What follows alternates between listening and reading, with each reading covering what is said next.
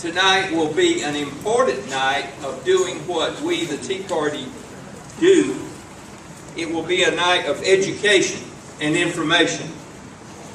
We're going to learn the facts of Common Core Performance Standards, CCPS you might hear it called.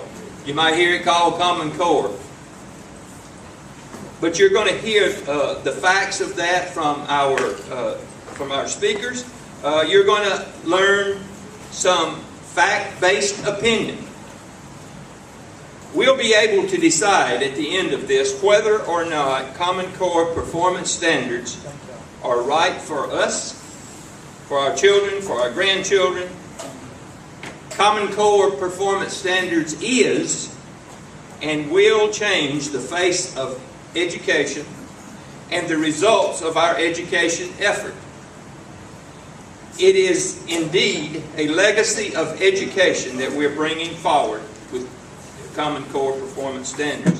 And it is incumbent on us to know what it is about and whether we can support it. I want to now introduce our moderator, Martha Zeller, for tonight's forum. And Martha then will in turn introduce the speaker participants, panelists, and will describe our format and guidelines, then get the questioning rolling. Now, let me mention this. Martha will mention it, I'm sure, several times too. You will have the opportunity to ask questions by filling out your question on a 3x5 card that Brian and that Larry looks like and that Grant have with them, and turn those back into them, one of them, and they'll get them into Martha, and Martha will vet them, if you will, mainly for redundancy, and we'll use those to the extent that we have, the time and so forth. So if you would join me in welcoming Martha Zoller, who is a conservative force in Georgia politics, in Georgia radio talk media, and Martha is coming to us now after just recently seeing her radio talk show go statewide. So Martha's making quite an impact, and that is after in 2012 Martha ran for Congress from the 9th District and got all the way to the runoff election. So Martha's most welcome, and we appreciate her being here, and join me, if you will, in welcoming Martha Zoller. Thank you so much, and I see so many familiar faces, and thank you people that have helped me in the campaign and the campaign trail with Z Politics, which is my new venture, and I appreciate very much you all being here tonight and inviting me. And when Mike called and asked me at first, I thought, I can't do this. I have to be on the air at 6 o'clock in the morning in Gainesville. I get up at 3 o'clock in the morning. I don't see how I can be in Rome until 8:30 and then, get enough sleep, because I'm not as young as I look, and so I need sleep now. I used to be able to go without sleep, but my dear friend Kiana Keith offered to drive me, and now that I see Mike here, we should have carpooled because we would have come together, but Kiana Keith is going to be driving me home and I'm going to be sleeping. So I'm happy to be here because this is an important issue.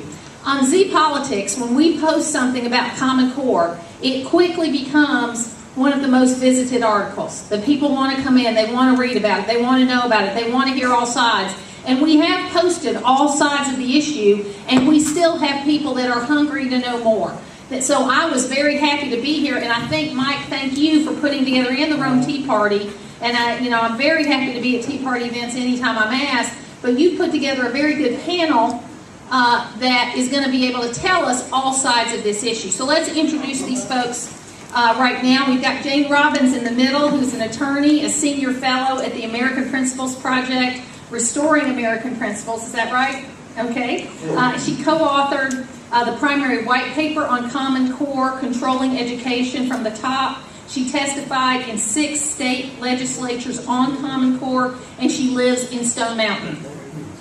We also have with us Chuck Hofstedler. Did I say that right, Chuck? Okay, great. He is the state senator from District 52. He's Rome, Georgia. He's a longtime small business owner. He's a former Floyd County Commissioner and a commission chairman. He was known for fiscal responsibility, reducing taxes, and shrinking government. He's an anesthesia provider at Redmond Hospital, and he was elected as a state senator in 2012. So we want to thank him for being here tonight, too. And then Dr. Mike Buck is the Chief Academic Officer for the Georgia Department of Education, formerly Assistant Superintendent of Rome City School System. He's a longtime Roman, 7 years principal at Rome High School, 30 years married to his bride. Is she here tonight? She is not tending to the 3 children. That's why you have been married 30 years. You take some time off every now and then. And 30 years in education. He lives in Rome, Georgia. So this is a great panel. We've got, yes, give them a round of applause. We're going to have an opening statement of up to 10 minutes each where they can tell us what their position is on Common Core. Then we have got a list of questions that have been submitted to me that some of you all have submitted ahead of time that we'll start with. And then the folks that are taking up questions, raise your hands. Grant, Larry, Brian. They are taking up questions, and Mike was absolutely right. I am only editing for redundancy. I mean, if you have several people asking the same question, I'm going to try to combine it and ask one question so that we can get as many questions in as possible and to get answers on that. I'm very good at keeping folks on time, so we will try to do that too, because we know your time is valuable. There are a lot of places you could have been tonight rather than here, and it says a lot for this issue that you are here tonight. I am so happy to see faces from throughout the counties. There are probably 6 or 7 counties represented here in this group, and I think that's a positive thing. We also want to take a moment. Are there any elected officials here other than Senator Huffstedler? And we've got Mayor David Pennington of Dalton, Georgia, so he has joined us here tonight too. So let's give him a round of applause.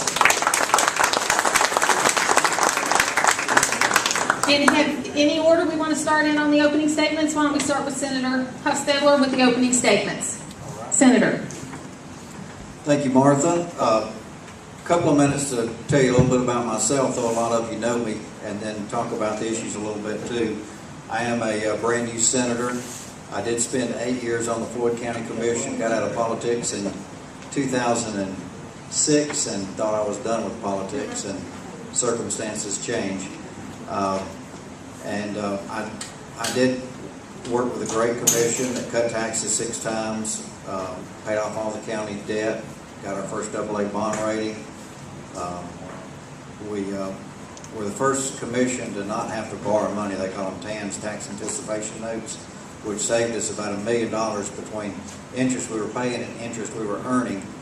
And I think set up a nice fund balance for the incoming commission, who then had to deal with Obama, and have struggled through the years with that, but at least they had a nice cushion to live on. And I'm sure our mayor here knows all about the day-to-day operations and pinching pennies that has to be done, just like he does up in Dalton. Getting into the Senate, I was given 4 committees to serve on. Health and Human Services, I said that's a great fit. You know, I'm very interested in that. I've spent 8 years on the management board at Floyd Medical Center and helped with their expansion. I worked clinically at Redmond. It's an important area. I wanted to be on there. I was made vice chair of state and local government operations, and again, I spent 8 years having the state stick it to me at the local level, and I said, I'm going to be there and help these cities and counties, and we did in many instances this session. And Science and Technology, which my fellow senator in Bartow County, Barry Loudermilk, chairs, was appointed to that.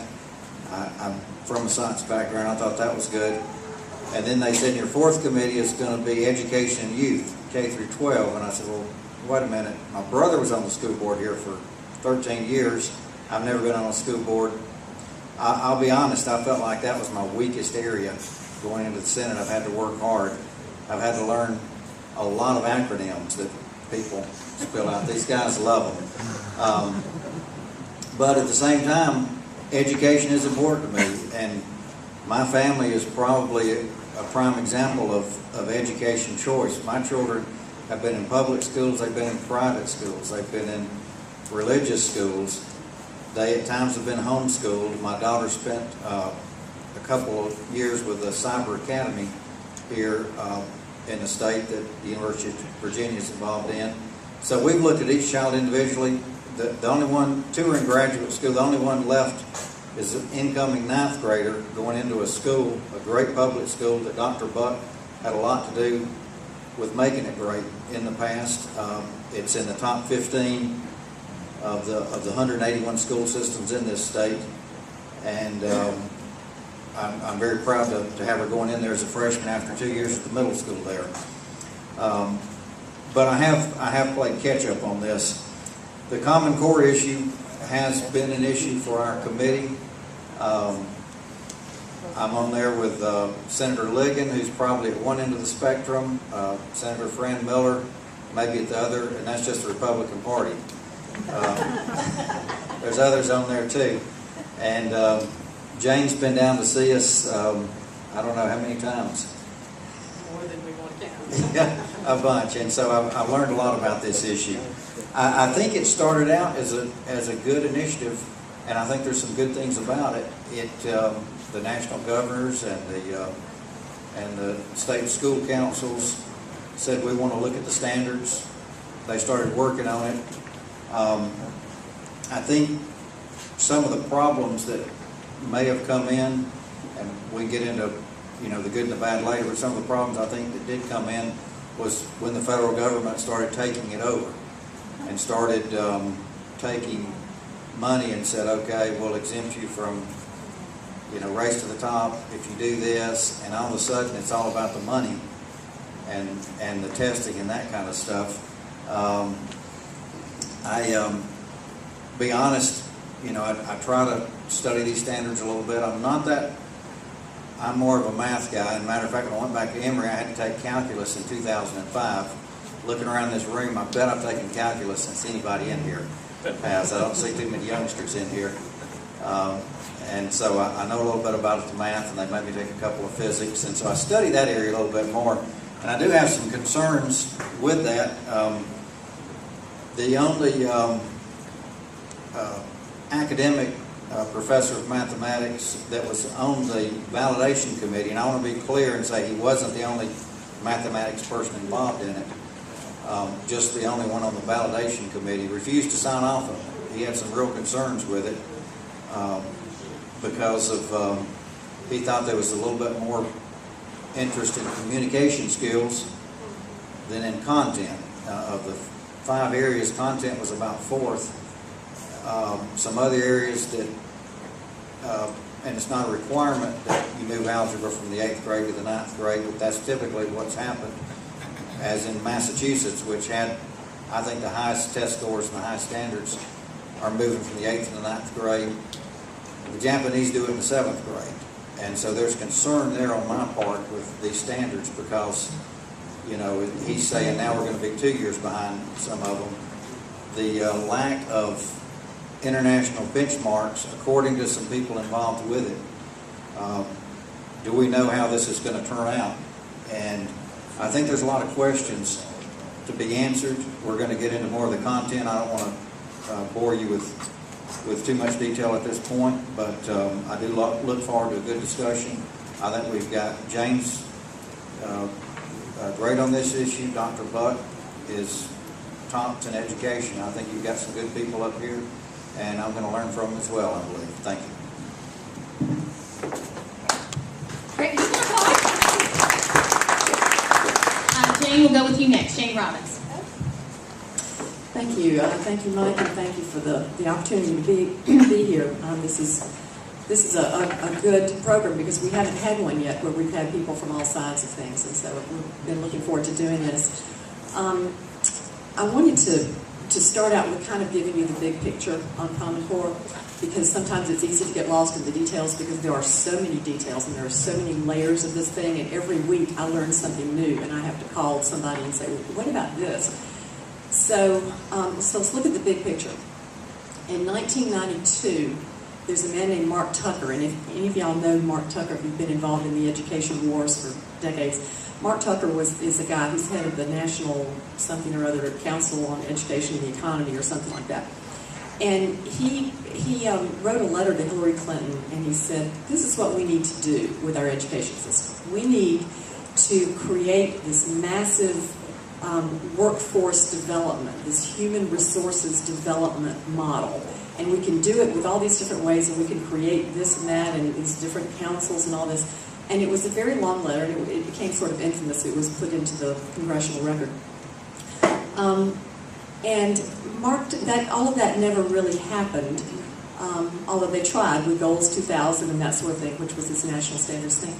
But there's nothing new under the sun. It all comes back around, and this is what we're seeing. It's all coming back around. Common Core is not an education model. Common Core is a workforce development model. That's what the goal is. Through the English language arts and the math, the idea is to develop workers for companies.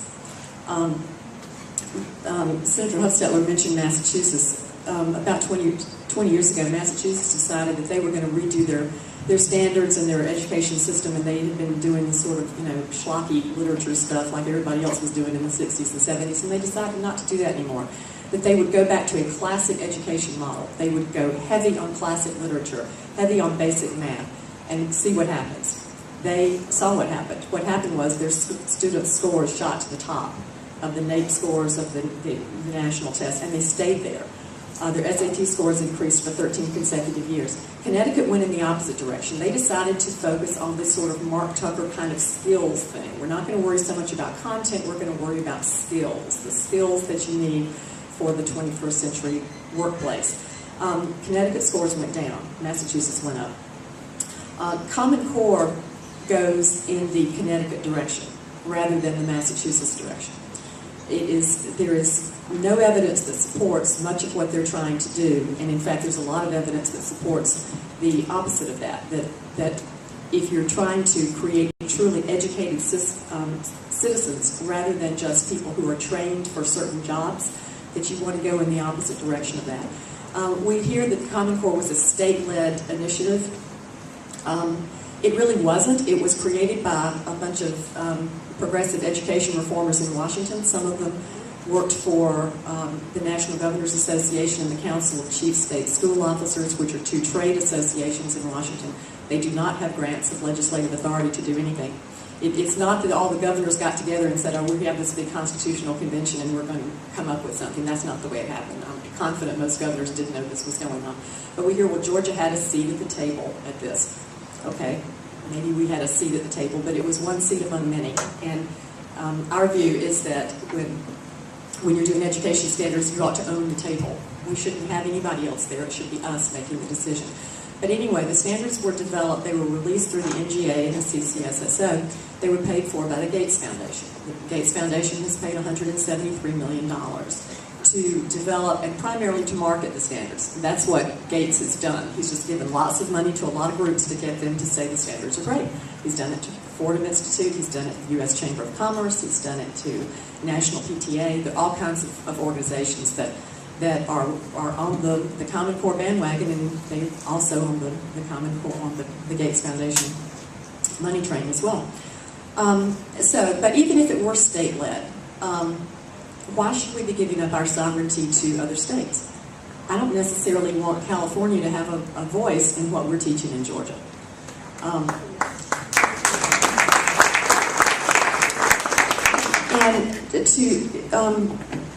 Senator Hofstetler also talked about the federal involvement. The federal government did not write Common Core. They didn't. We've never claimed that they did. The federal government also did not write the Obamacare statute. That doesn't mean they're not running it. And the federal government used coercive measures through the Race to the Top program to get states to sign on to Common Core, because if you didn't sign on to Common Core and the national test and the massive data system, you couldn't get the Race to the Top money. It was impossible. They didn't say, no, we absolutely won't give you money, but you couldn't get the points. If you didn't have those points, you couldn't get the money. So that's what happened. The federal government also is funding the national test, the PARCC test that Georgia is involved in. PARCC test is developing curriculum models. So the federal government is funding curriculum models. That violates 3 federal statutes. So we were in South Carolina last year, and we had a lady who was an education administrator who testified against us, and she said, well, we've heard all these people talk about how this is unconstitutional and it's illegal, and she said, I don't know about that and I don't care about that, I just know that the standards are good. And I thought, well, there in a nutshell is what's wrong with our country. And people don't care whether something is illegal or unconstitutional. But what about the standards? Again, look at the big picture. It's a workforce development model. Dr. James Milgram, who is the man that Senator Hufstetler referred to as the only mathematician, when we say mathematician, we mean he's the only mathematics professor. There was another math education professor, but it's a little different. Dr. Milgram is at Stanford University, and he said it's almost a joke to think that students who are educated under Common Core would be ready for math at a university, because what they're trying to do is to train people for entry-level jobs or for non-selective community colleges. And Jason Zimba, who was one of the drafters of the math standards, admitted that they were trying to, that when they say college ready, this is no buzzword left behind, college and career ready, that they were referring to non-selective community colleges. They're not referring to University of Georgia or Georgia Tech. So what happens with the math? Again, there's nothing new under the sun. Remember fuzzy math? It's back under Common Core. The lower grades, they delay teaching the standard algorithm. So now instead of learning the way that works first time every time, they've decided to teach deeper conceptual understanding. That's another buzzword. And they do that for 7-year-olds, no, 6-year-olds. And we have reports from all over the state. A friend of mine told me her daughter came home from kindergarten in tears because of her math. A child shouldn't be going home from kindergarten in tears. It's perfectly fine to teach deeper conceptual understanding, but you have to do it the right way. Maybe the way it's been done for 2,500 years might work, but they've changed that. They have moved, as Senator Hufstetler said, they've moved algebra from 9th grade to 8th grade, and I know there's supposed to be an accelerated way so that kids can still take it in 8th grade. The Common Core doesn't prepare you for Algebra 1 in 8th grade. So if you take it, that means that you're going to have to be one of these kids who either is very advanced, or you've got parents at home who can help you, or parents who can pay for tutoring. So the future control, the main thing, we have given up our sovereignty over English language arts and math. We cannot control these standards. These standards will be controlled by private interests in Washington. It's really worse than if it's a federal program, because we can't even call our senators. And the costs are going to be ruinous if we go down this road. And the data collection we will get into, I'm sure, later, because everybody always wants to ask about that. So if anybody's interested in more about this, we do have some DVDs over there that Tanya will be happy to sell you for $5 to cover our costs. Believe me, we're not making money on this, but thank you very much.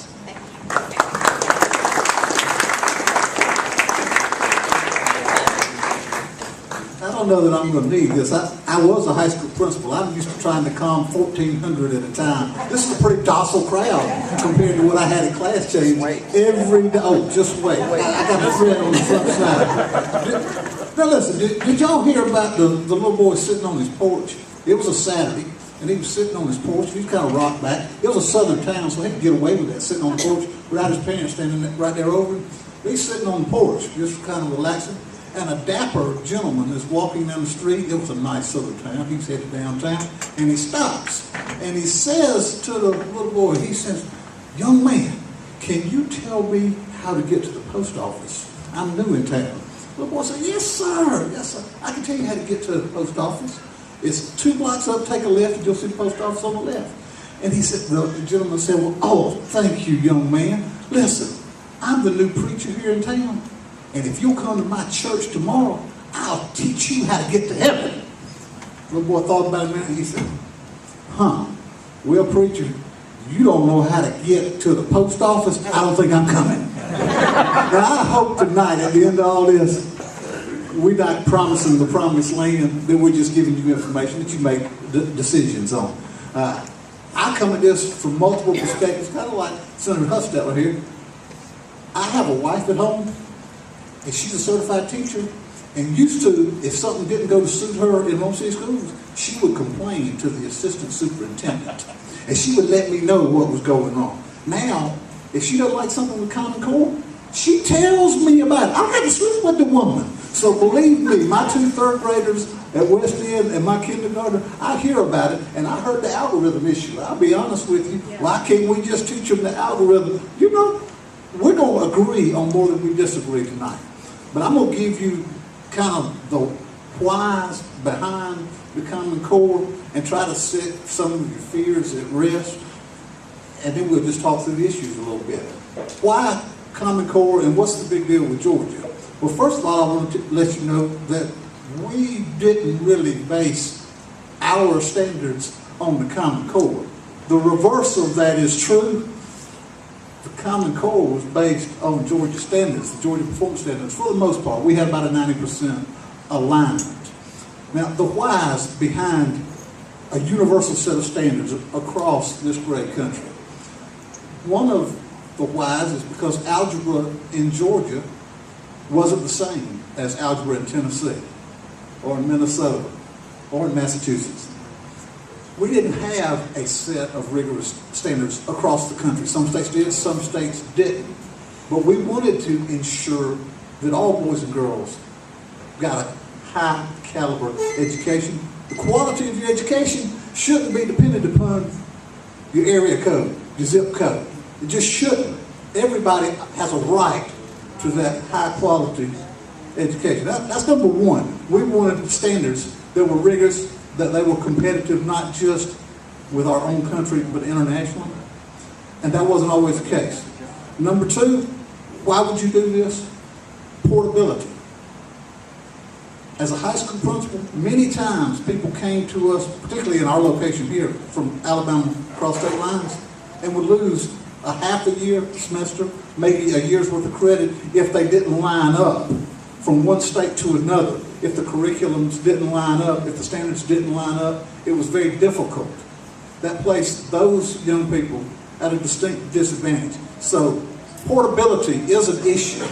We have a transient society. People coming and going from our state are at a disadvantage if every state has a radically different set of standards that we're teaching. Comparability is an issue that comes up periodically because right now you don't have a lot of assessments where you can get a true apples to apples comparison on how boys and girls are doing. And you know, I'm not as concerned at that comparability piece as I am sharing best practices, finding what's working to help better prepare our boys and girls so that we can share. And to do that, if you're speaking a common language, you're talking about uniform standards, it is much easier to get at best practices that help all boys and girls, not just the boys and girls in Georgia, but all boys and girls. So portability and comparability are a big deal. Economies of scale. Right now, the publishers have been publishing materials for years and years and years at a rate for each individual state. You get no economies of scale from a setup like that where you can drive down the cost of what will now be primarily digital resources over time when you have all of us working together to try to drive the prices down. We've not experienced that yet, but it should be on the horizon. Now, do we have any media in the room? We've got a couple. I want to liberate you because there's good news about education in Georgia. And I'm sorry Dr. Barnes couldn't be here tonight. I'm really sorry Dr. Barnes couldn't be here tonight. Yeah, we are too. But he's with the National Dropout Prevention Group, and really all of what we're doing is about dropout prevention and graduating kids, not only graduating them, but graduating them college and career ready. And I don't see this as a big initiative just for workforce development, but I think it's a pretty good idea at the end of all this that they can get a job, get gainfully employed, and contribute back to society. I don't see that as a bad thing, that one of our goals is to graduate boys and girls who are prepared for that next step in their life. But I said I was going to liberate the media. So I'm going to wrap up this, and then we'll get into the questions. There are great things going on in our state. It's become a blood sport to beat up on public education. So I never want to miss an opportunity to tell you the good news that's going on in the state of Georgia in public education. National publication, Ed Week, recently ranked all the states on all kinds of metrics on the quality of their education system. Georgia, number 7. Advanced placement results recently came in. Georgia's number 12 in the country. Advanced placement is one of the best indicators of how young people will do when they leave us and go on to college. Number 2 in the country in African American students, AP results. SAT results up. ACT results up. NAEP exam results up. math, reading, and science. Every metric you could get a fair comparison state to state, Georgia moved the needle in the correct direction. You know how many states did that past year? 1, Georgia.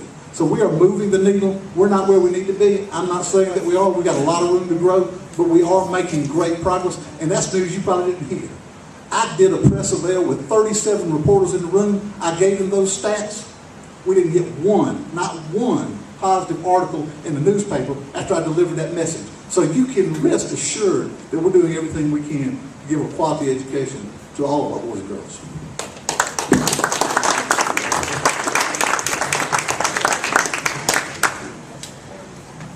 Well, I'll be writing about that tomorrow. And I'd love to be on the show, Yeah. but not at 3 a.m. No, 6 a.m. I have to get ready at 3. And I'll tell you, I'm a DeKalb County school girl. Grew up in DeKalb County schools, went to Columbia Elementary, Columbia High School, went to the University of Georgia. So I appreciate what you said about it being a blood sport to pick on Georgia education. And I have to tell you, there are a number of questions here. There's only 2 so far that have been duplicates. So there are a lot of questions here tonight, and we're going to get to as many of them as we can. First, let's get right to the biggest issue, which is the federal government's role in core curriculum. Some say it's unconstitutional, some say it's not, some say the federal government was not involved in it, and that it was a state-led initiative. I know Jane talked a little bit about that. Some disagree with that. So what is the real story on what the federal government's role is in CCGPS? And that's what we'll call it. We'll call it Common Core, but really we're talking about CCGPS. And let's start with Dr. Buck with that one. Thank you, Martha.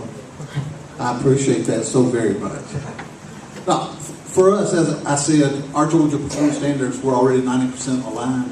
The federal government did not dictate to us, nor would we allow them to dictate those standards to us. We can add up to 15% based on the Common Core alone. We can add 15% if we choose to. For example, 3rd and 4th grade, we do have cursive writing in there. Everywhere I go, that's an issue. People talk about cursive writing. We believe it's important. We've got it in 3rd and 4th grade standards. So I do think it's very important. If, in fact, we get feedback from the field, and we're doing a listen to lead tour. Dr. Barge is going all over the state, and he's talking to the point of the spear, in my opinion, the classroom teachers, and we find out something is not where it needs to be, we will make those adjustments. The standards themselves that were approved went through the same process that any standards go through for approval. They go through the State Board of Education. They're posted for review. You get public comment. You get the feedback. Ultimately, the State Board of Education votes thumbs up or thumbs down. And the National Governors Association was one of the driving forces behind Common Core. And the last time I checked, those were all elected officials. So everybody's got a voice if they choose to take advantage of it when they're putting people in positions to make those recommendations. Jane, the role of the federal government in CCGPS. Okay. The standards were primarily written by a group called Achieve, Inc. in Washington, which is a nonprofit group, and it's connected. It was originally created by the National Governors Association.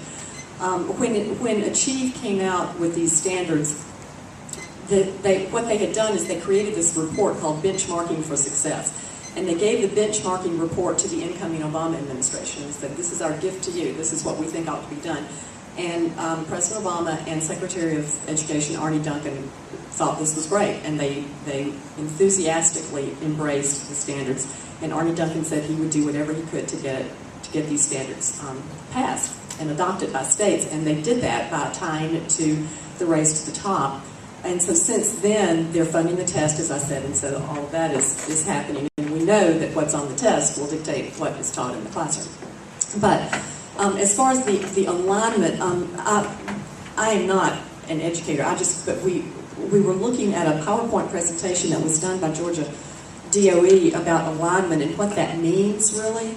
Were these really just like our standards? And it said alignment is an approximate term used lightly to show a match or comparison. Some of the standards are different grade levels and that sort of thing. So alignment doesn't necessarily mean that they're all the same. And I guess my question is, if they're so aligned to the Georgia standards, then why did we go into Common Core? If we already had essentially these standards, then why did we put ourselves into this straitjacket?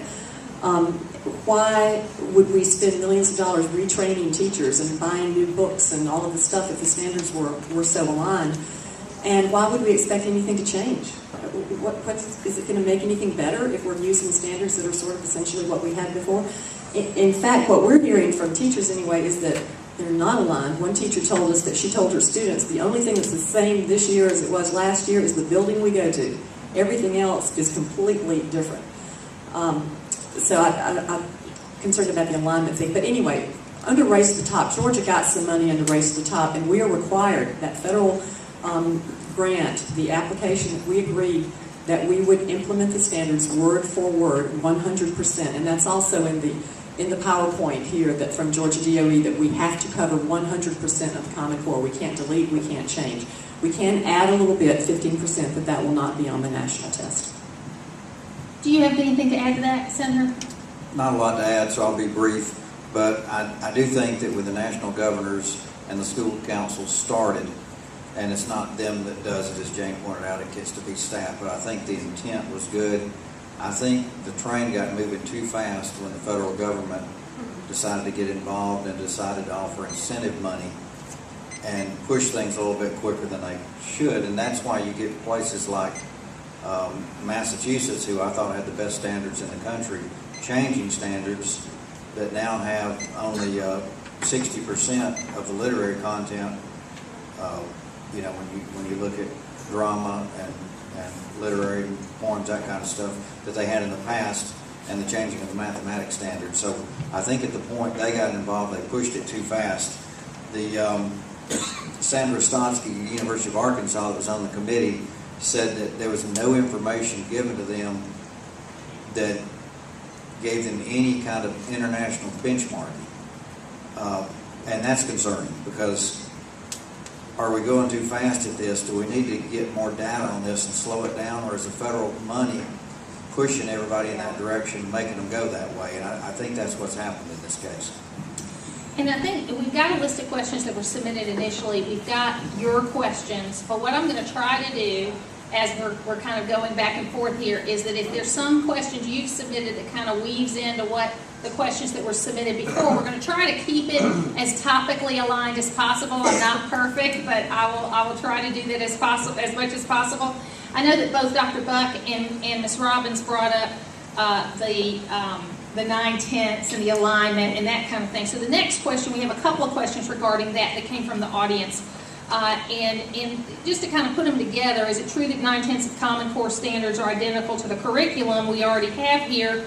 And if that's the case, why would we adopt these standards? Why wouldn't we stay with it, what we have? And I guess, and I know you feel like I'm picking on you, but a lot of these based on Department of Education, so I'm not picking on you, but we'll start with you again since it's more education related, then we'll go to Jane, and then we'll go to the Senator.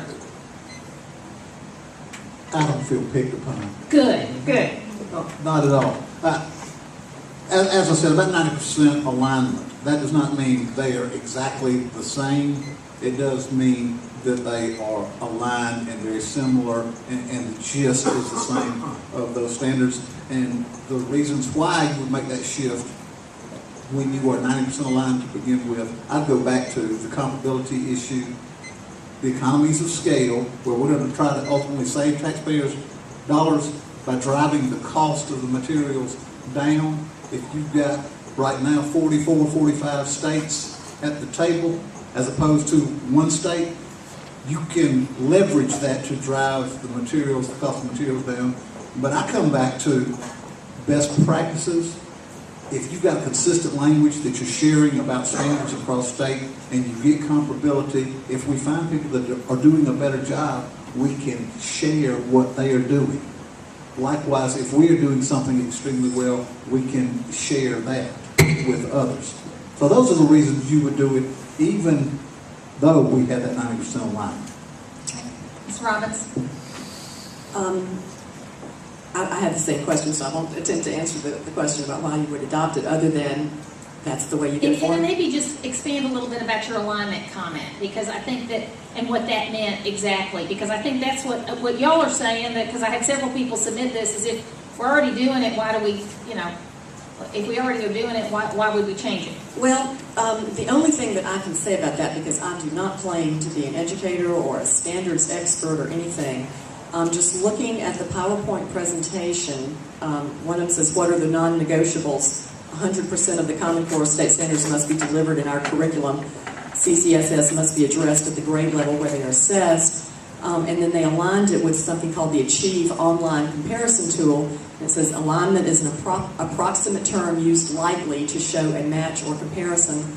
Some GPS standards and elements align or match perfectly. Some GPS standards or elements align or match creatively in all aspects of comparison.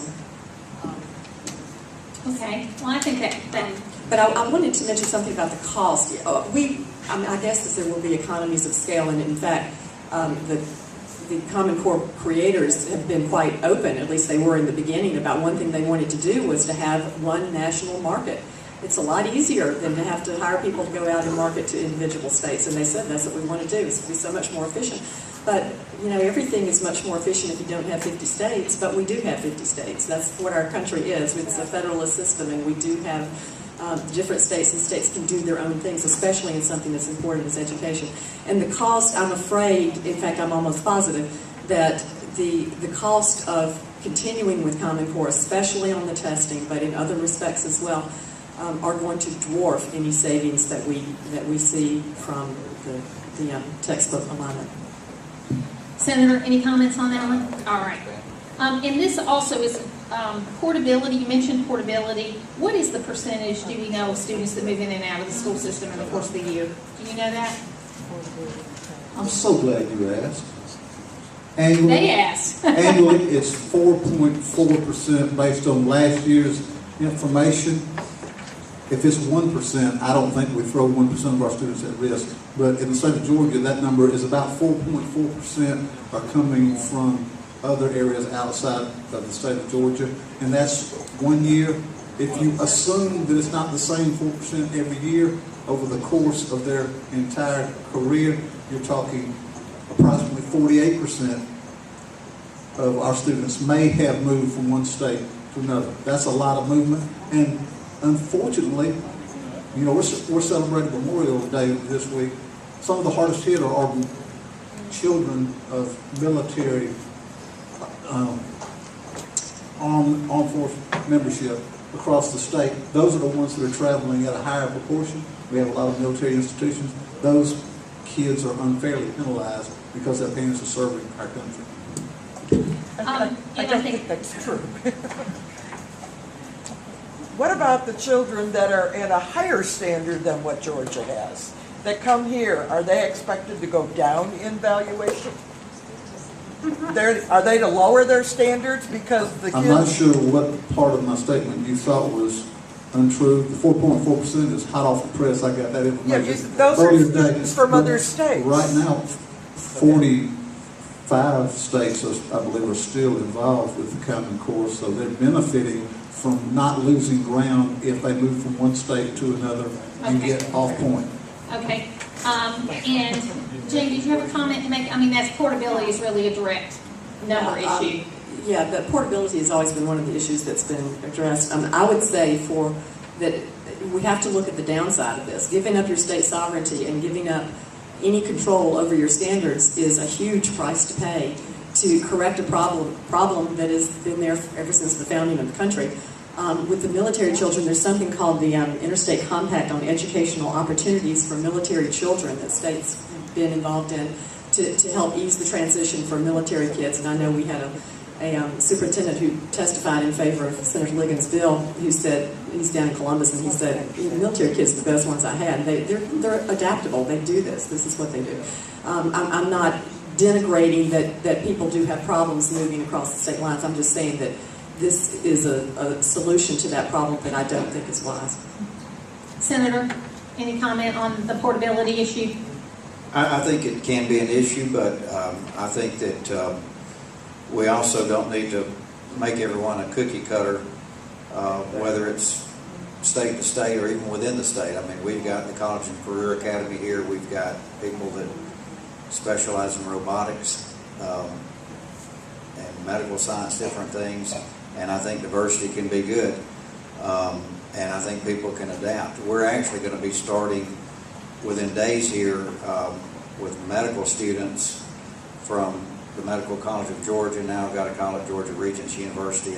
The name's changed about 3 times there. But anyway, we're starting with students over here. Now we're going to be teaching them in a different way than they are taught at Augusta, but it's also been proven at Stanford and at Harvard, more of a longitudinal study where they are not going to be having, this is third-year medical students. These are not residents. We've always had residents here. This is third-year medical students. They're going to be studying, instead of just OBGYN and then going on to the next one, they're studying everything at the same time.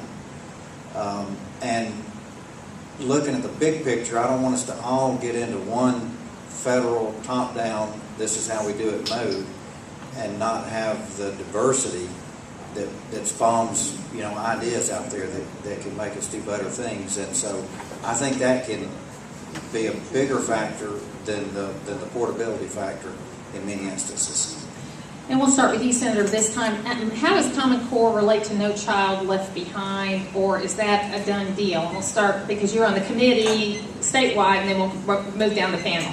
Well, it gave a waiver, the race at the top did give a waiver to the states that would adopt it, and federal money's involved. I mean, our school systems have been cash-strapped in this state and many states with the economy we've been in. Dr. Barge has done an incredible job with the lack of funding to do what he's done to make Georgia improve in so many areas. But when you're that cash-strapped and you're trying to do it, then it makes it hard to not, go after that money. And I think that the process maybe should have been a little bit slower being adopted. We've had all kinds, and Dr. Buck can spout it more than me, but we've had all kinds of different standards over the years that are now, footnotes in history. And we need to slow this down. On the relationship to No Child Left Behind, Ms. Robbins, and then we'll go to you, Dr. Buck. If we were to withdraw from Common Core, we would not necessarily lose our No Child Left Behind waiver.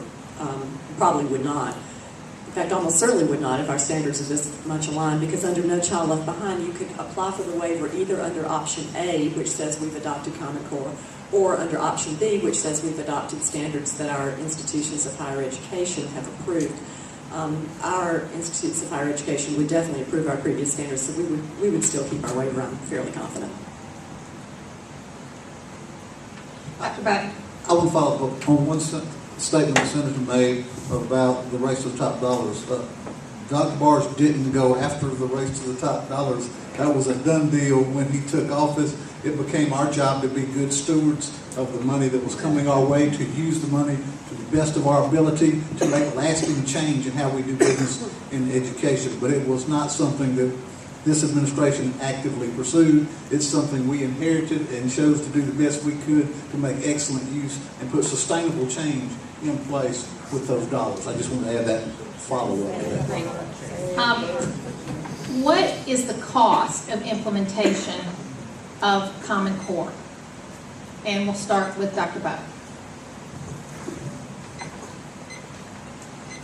I'm going to start by saying I'm not the accountant and the numbers guy in all of this. There will be costs associated with the implementation, but there would be costs associated with any instructional program that you put out there. You're obviously going to have expenses with professional development activities, those types of things, but getting an apples-to-apples comparison about how much more or less would be spent, very difficult to put a number on that. I will say that we probably need to have just a brief discussion on what standards are, because I want to follow up again on something the Senator said. The standards are the overarching what that we're teaching, not necessarily the how. And I want to make sure everybody understands. Local districts, we believe in local control, and local districts have total control over their curriculum, the how that they implement the standards, and we believe in that. Just wanted to get that on the table. Any other comments about cost? Because I'm seeing numbers here from the data I've pulled that nationally they're talking about $16 billion in implementation costs, and the grants are about $4 billion. Now, obviously, I don't know what Georgia's share is of that. That's just the numbers that I've pulled. Talking about numbers as high as $100 per test per student, and that kind of thing. So, is there going to be a cost involved in implementing this? Yes, the testing is going to be by far the biggest cost. Professional development is a huge cost too, because you've got to retrain teachers, because English teachers have not been taught to teach technical manuals. They just haven't. And I've told my mother, who's a retired English teacher, what she would be teaching under Common Core, and she thought I was kidding. But so that is a big cost, and the $16 billion came from a Pioneer Institute study that was done. But the technology is going to be massive cost. And one of the experts who testified in Georgia actually estimates that probably we're looking at $100 per student per year for when you figure in all the technology, the computers and the bandwidth and the maintenance and upgrade and hiring new IT personnel and all that kind of stuff. The costs are going to be the thing that was interesting to me is that Georgia got $400 million in Race to the Top. That's over 4 years, so $100 million a year out of $13 billion or whatever budget it is. And the way they came up with the $400 million, the way the feds came up with it, is that we figured out how much it would cost to implement this. Just to implement, not to continue it down the road, but just to sort of put it in place. And it was $400 million. So they gave us $400 million, and so we were we were getting $400 million to do something that we wouldn't have to do if we weren't getting the $400 million. And, it seems very circular to me. But anyway, it's going to cost a boatload of money. Senator, in your committee, have there been costs associated with Common Core? Well, I did want to make one comment on the testing. I thought it was capped at about $30-something. I know you said $100. Okay. And that is triple, I think, what we have been. So there is a cost increase associated with it, but I don't want to over-exaggerate it either, at the same time. Could I mention, I'll do this really quickly. Dr. Barge said in Marietta, I think, recently that the Common Core test, just the testing that does not include the technology cost, would be double what we are paying for all testing. Now, and Common Core is only English and math, but we test in other subjects as well, and for other, disabilities and all this stuff. He said that our testing costs, excluding technology, would more than double for all areas. Well, you got to follow up, Dr. Buck? Yeah, and you've hit on a very salient point. There is no argument that the testing is going to cost an exorbitant amount. And one of the reasons why we're at the table with Park is we're trying to drive some of the decision making with Park. We're part of that consortium. But our philosophy on testing is less is more. We would like to do less testing. We fully recognize the costs are going to be prohibitive, and part of the reason for that is because our director of testing, Melissa Fincher, is an incredible negotiator, and she's been able to drive the price down so much of our assessment that most of the states that are in the consortium, the Park Consortium, they will be saving money, but Georgia will not be, because we've done a good job over the years of driving the price down to the best of our ability so that we can afford the testing. Because I know we're not going to get another, maybe we'll get another $20 million for testing. As I've said before, I'm a public school girl, went to DeKalb County Schools, went to the University of Georgia when you could get in with a 1040 SAT score. You might have to speak slowly. No, I'm just kidding. But how does this affect private schools and home schools, or does this only apply to public education? We'll start with you, Dr. Buck. So much of this is education related. I'm not picking on you. The senator is really happy, aren't you?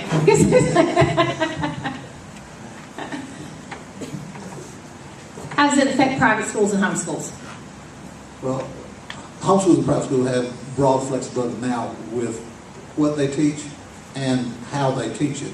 Where the rubber will meet the road at the end of all this is when they take an SAT or an SAT that may be more closely aligned to the Common Core curriculum, then ultimately they're going to want their children to perform well on the SAT, then it's probably going to drive those groups to follow more closely that set of standards. If at the end of all that, their parents want them to do well in assessments that may be more aligned to the Common Core. And again, I don't like the SAT or the ACT, but there Really? could be a movement in that direction over time. Could be. Ms. Robbins? Dr. Buck is right. One of the two people who wrote the English Language Arts Standards, so much for state-led, is named David Coleman, and he is the new president of the College Board. And he's been quoted as saying that he's going to align the SAT to Common Core. He has told a friend of his, who's also a friend of ours, that no, he was misquoted, but that's what they're threatening, and that's the way that they would get Common Core to be the American education model that would cover private schools, it would cover home schools. So what we have to do is get out of Common Core. The more states that withdraw from it, they're not going to align those tests with Common Core because they're not going to leave millions and millions of children out there who are unable to do well on these tests. It'll be a business decision at that point. Senator? I think that the curriculum could be an issue. You know, in the past, one of the arguments for this was that Texas and California gets to decide all the curriculum, the books out there, because they're the big markets, and so then other states just kind of have to take what they did in many instances. So I don't know for a fact, but I do think it could have an effect on the curriculum that's out there, and might make it a little bit more difficult to get non-Common Core curriculum in the future. How do children and families from Georgia to California benefit from a common basic education? Start with you, Senator. You know, I think that obviously when we take an SAT test, that's testing you on an education that you've got to meet certain standards for, and I do think that that's important. At the same time, just having a one-size-fits-all curriculum for every state and not having innovation out there, I don't think is always the best way. And you know, when I look at families and parents and teachers, and I had some great teachers. My children have had some great teachers that have had a lasting impact on me. And I've never had one of them tell me when I said, you know, what is it that made you such an outstanding teacher, that said it's because of this rigorous state-controlled curriculum that was given to me. That's what made me a great teacher. So I don't want us to just focus on this. We need to focus on training our teachers and supporting our teachers in the classroom, and that's going to be the most important thing. Is there a benefit for students to have a common basic education?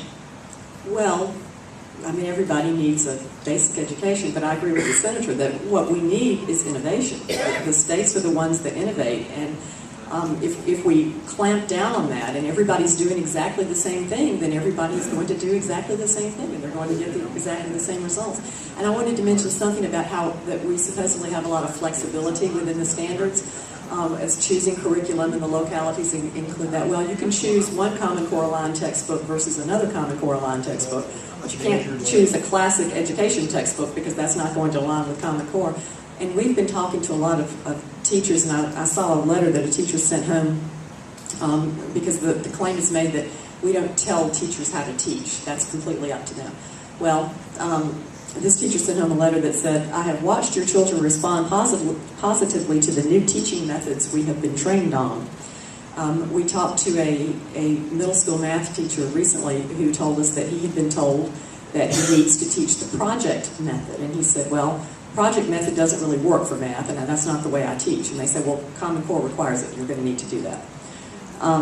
In geometry, that you can't teach the traditional Euclidean geometry with the side angle side and all of that. If you remember, you might remember, maybe you had geometry more recently. But now they've got to teach something called rotations, mirroring, and translations.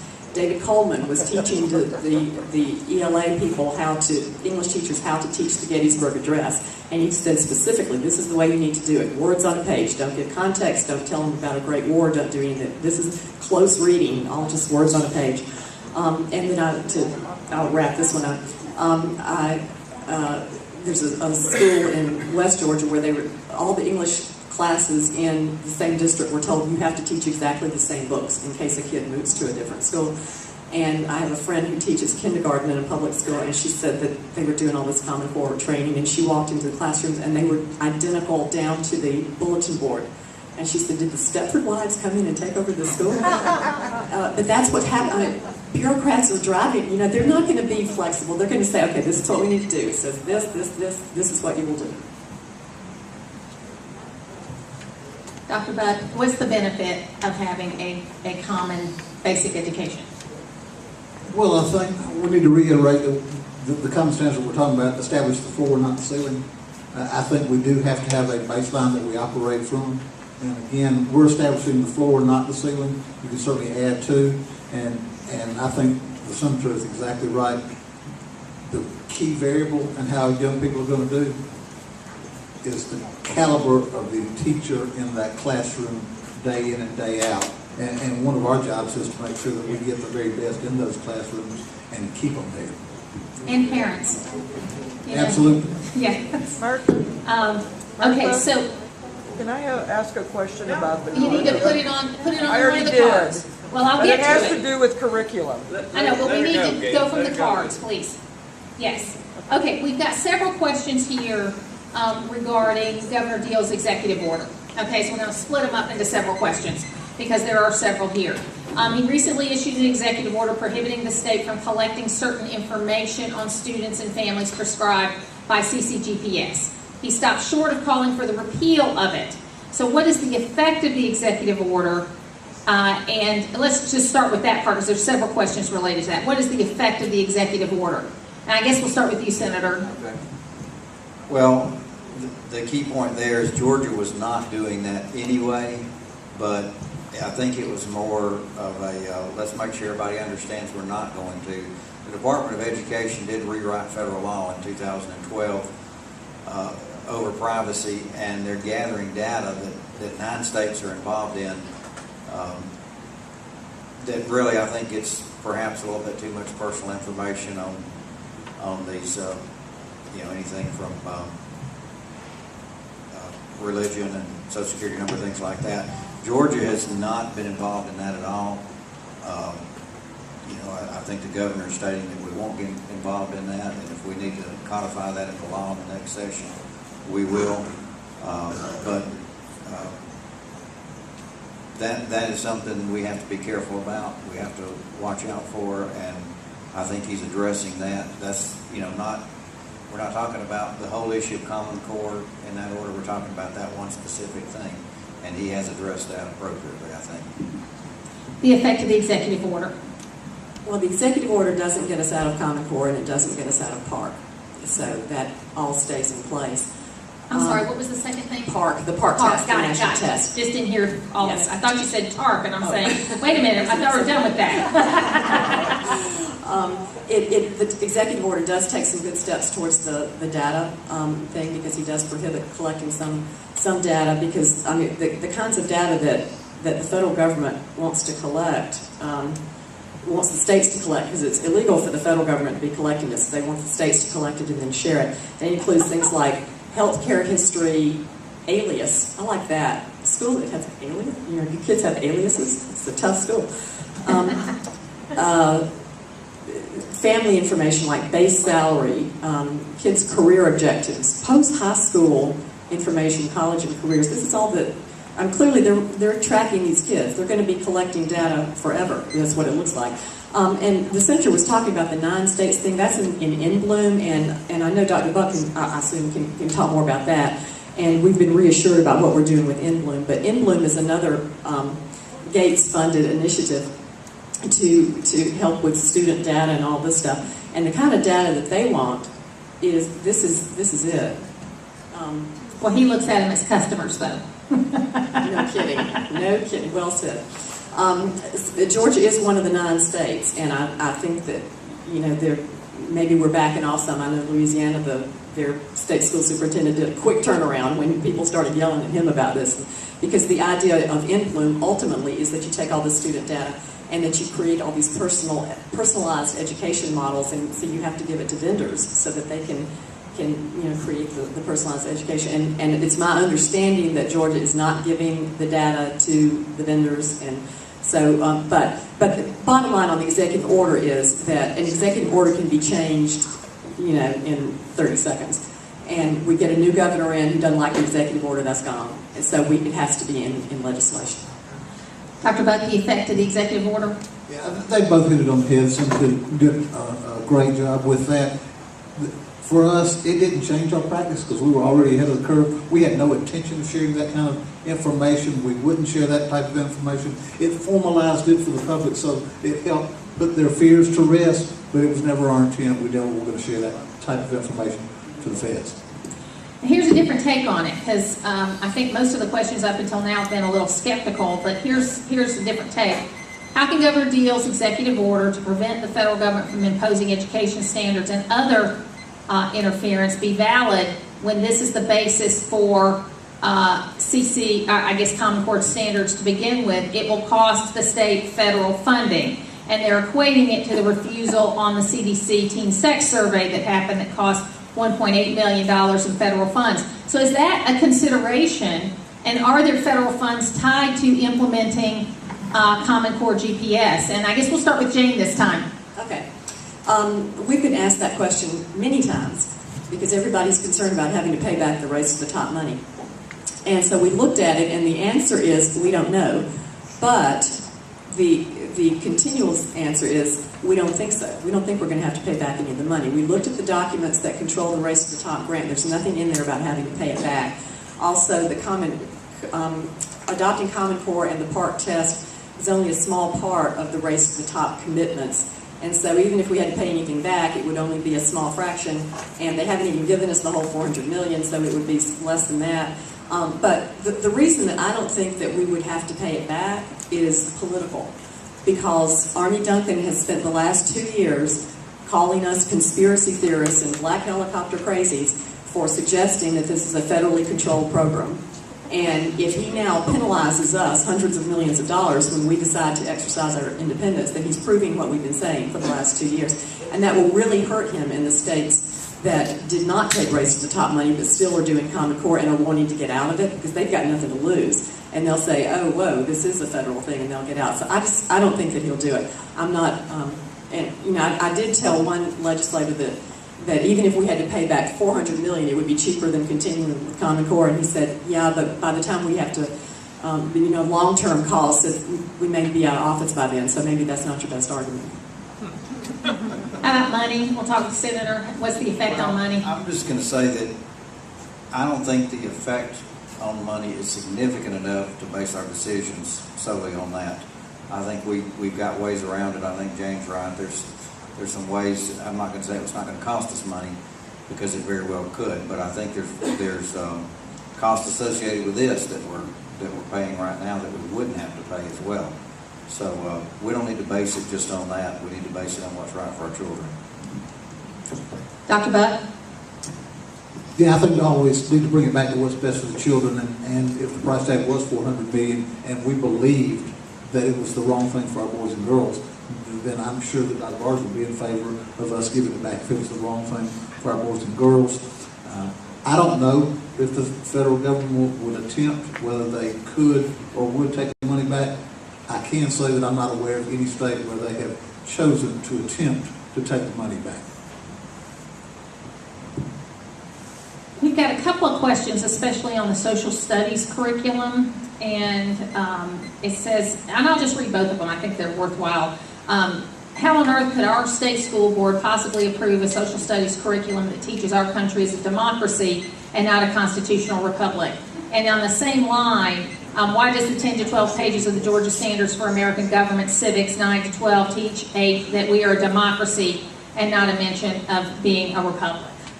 So, do you know much about the social studies standards? I'm going to start with you, Dr. Buck. I like picking on him. He's really good. And I'm going to give you my cell phone number afterwards so you can pick on me. It's such a pleasure.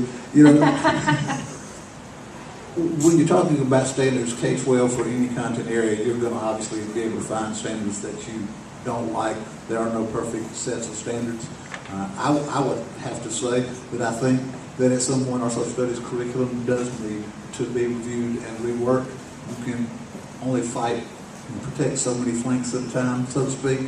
We had a plate full with trying to implement the math and English language arts standards at this point, but I do think in the future that we will certainly review that and welcome public comment on those standards and promote that to the entities that can They've get already it been out. approved according Well, to and this.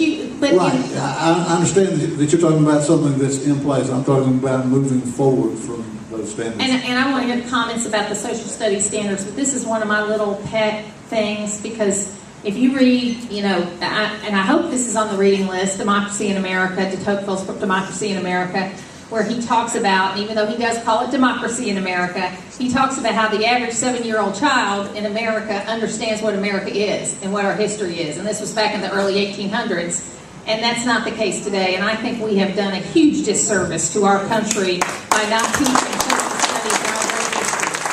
That's just my 2 cents. And I will say that one of the unexpected or unintended consequences of No Child Left Behind, which judged us strictly on reading ELA and math standards, caused a lot of people at the elementary level to double dip on those, because that's the game we were playing. If you're getting measured by how your boys and girls do in math and ELA, you're going to double dip on those, and by the time the kids got to high school, and I experienced on the Georgia High School graduation test, and they haven't had a lot of math, a lot of science and social studies, then it's hard to play catch-up.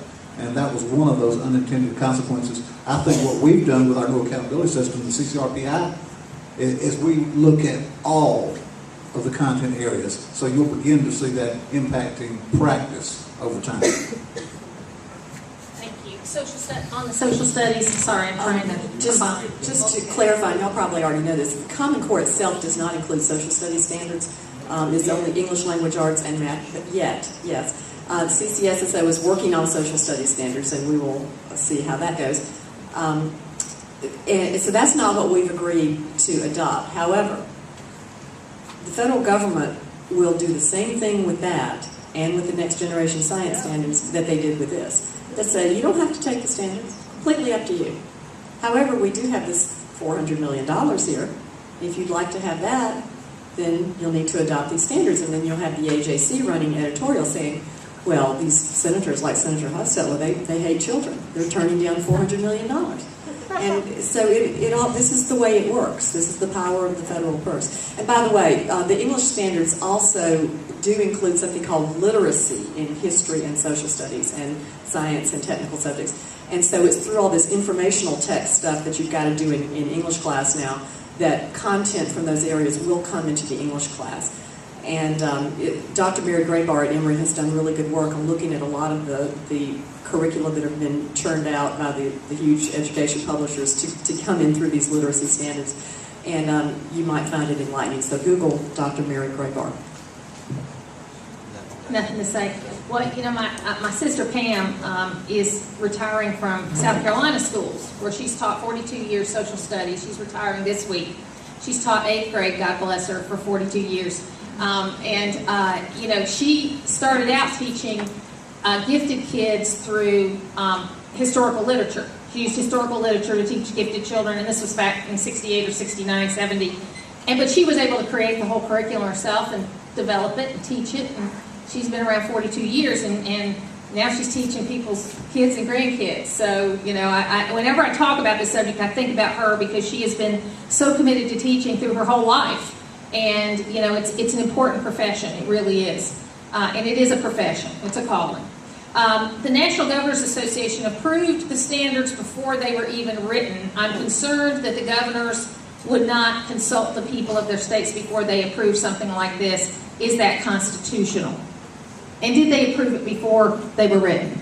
Jane, you might know that. The National Governors Association is really the entity we're talking about.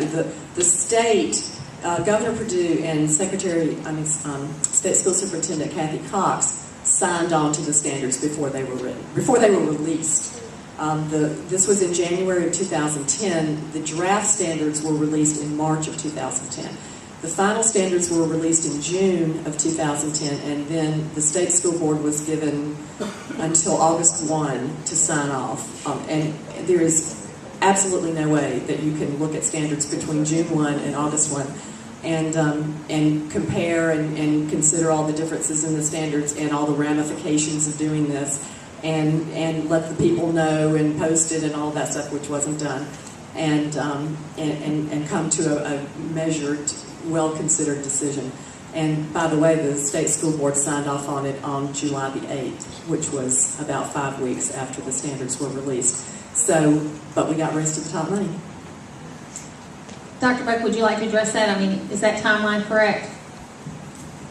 Yeah, I think she's got the timeline Okay.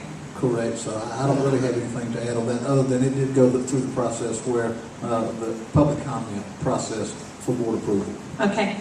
Senator, any comment on that? No, I don't think there's much to add there. I mean, I think that, again, the concern is the speed with which this is moved, that we're not getting enough analysis of it. Okay, how will Common Core be evaluated with regards to student achievement? Go ahead, I'll Senator. go ahead and start on that one. And, you know, we've had the American Federation of Teachers come out recently and have concerns about the testing part of it. They want to continue with Common Core, but they're expecting, and it could be, you know, some people would say, well, the curriculum's not as good and that's why test scores drop. Some people could say, well, there's a little bit of an overlap between what you were teaching and what you're testing to now, and that could cause the scores to drop. But there is some fear out there of not getting good scores initially on this for, you know, people are going to have a variety of reasons why they think that's the case. I think the testing is going to be interesting when it does take place, and we're going to have to watch that closely. Anything to add? Just on the testing, of course, the teachers' evaluations will be tied to the test scores now.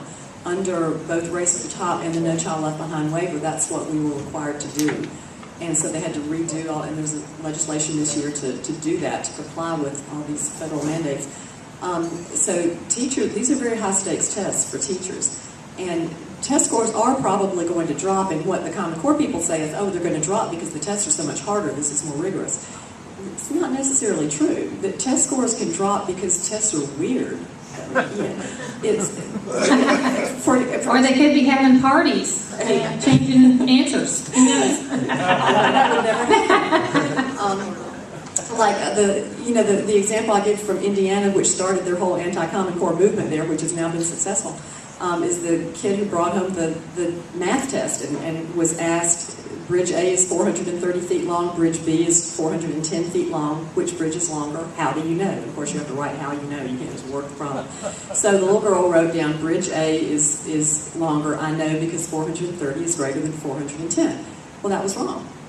And it was wrong because she didn't do it right. She didn't tear down the hundreds column into the tens and do this kind of stuff, and so she got it wrong. Well, this is the way the tests are going to be, and so kids are going to get those things wrong. And that doesn't mean it's a harder curriculum, it just means it's weird. They can answer it right, but they didn't calculate it right. We've had a couple of questions about choices.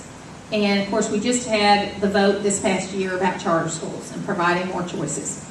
I live in an area in Hall County where if you look at the counties surrounding me, we have several city school systems you can pay tuition to go to. We've got private schools, we've got parochial schools, we've got a charter school that teaches culinary arts that partners with Lake Lanier Islands. We've got a language academy, we've got an art school that the kids do their own sweeping up and bring their own lunches and have 6 teachers for 120 students. So we have lots and lots of choices for different types of students within the public schools, by the way. And I am a firm believer of choice within public schools.